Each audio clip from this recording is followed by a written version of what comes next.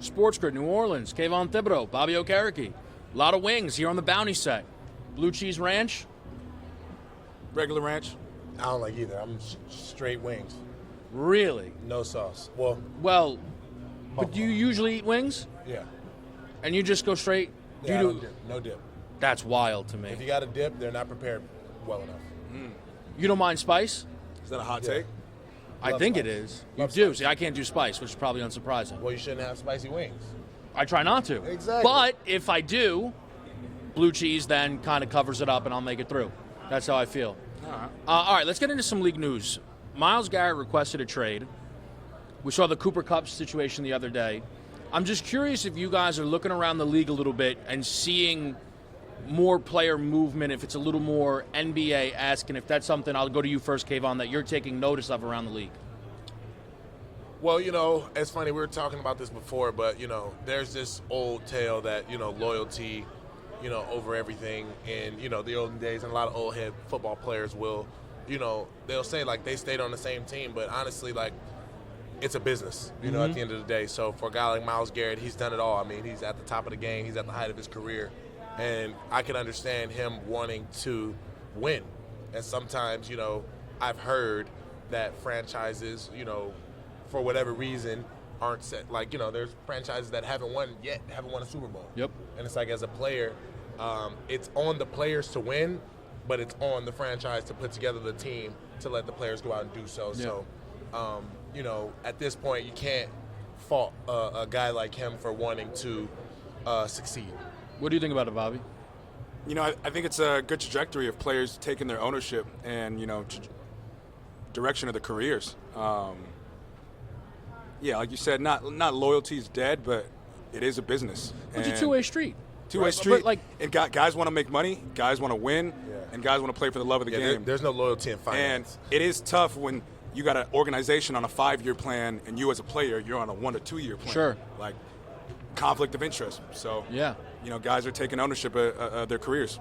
I think I love the NFL, but I'm also a big NBA guy. Like, on the day Myles requests a trade, Cooper Kupp's like, yeah, they're going to trade me here. I don't want to leave.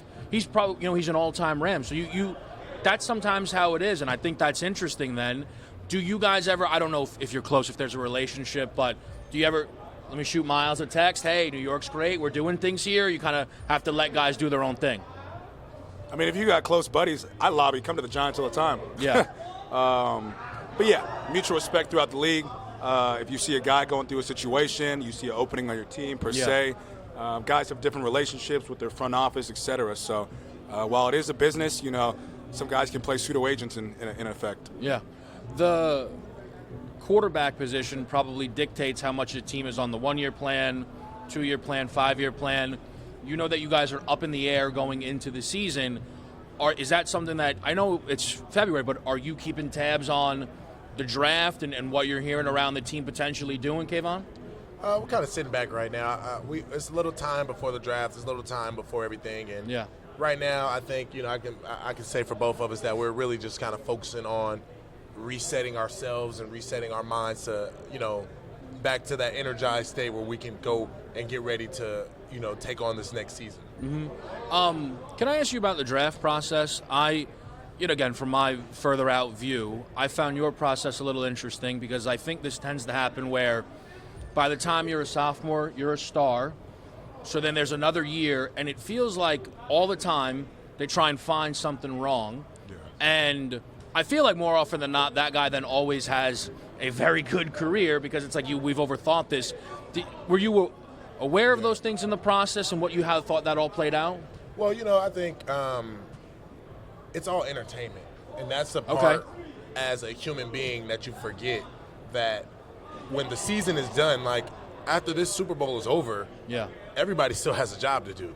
Mm-hmm. So they have to find stories and find things to create. And the only thing to talk about during the offseason is the draft process. Mm-hmm. So at that point, everybody's rewriting the same stories. Yeah. So the only thing you can do is, change the story, change the narrative, and try to get, people watching and keep people engaged. So I understood that coming through, but I would say I didn't understand the impact that it actually had on GMs, on people, on conversations. You would think that professionals would lean to their own opinions, Mm-hmm. but, everybody is kind of impacted, by each other. So one thing we say in the league is we all touch each other's money, right?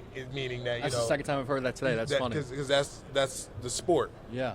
And the media plays a part in that. In New York, more specifically, it plays a bigger part because of the market. So, I think that you just got to continue to keep your head down and grind. Obviously, with these guys coming up, there's not much that they can do about their draft position as of now. Yeah.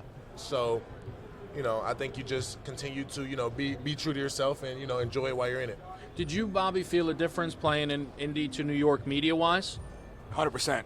I think the media attention, attraction, and fan engagement was probably about 5-10-fold. Yeah. Honestly, for better and worse.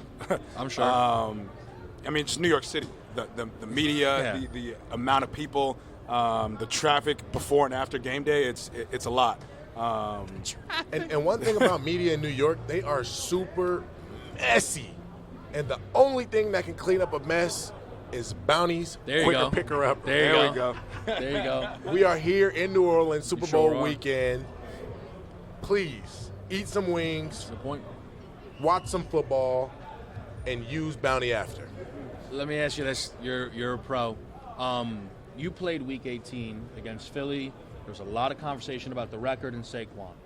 If he decided to play, if they let him play, whatever it was, you guys would have known going into the game he was chasing the record. I would have tried to kill him.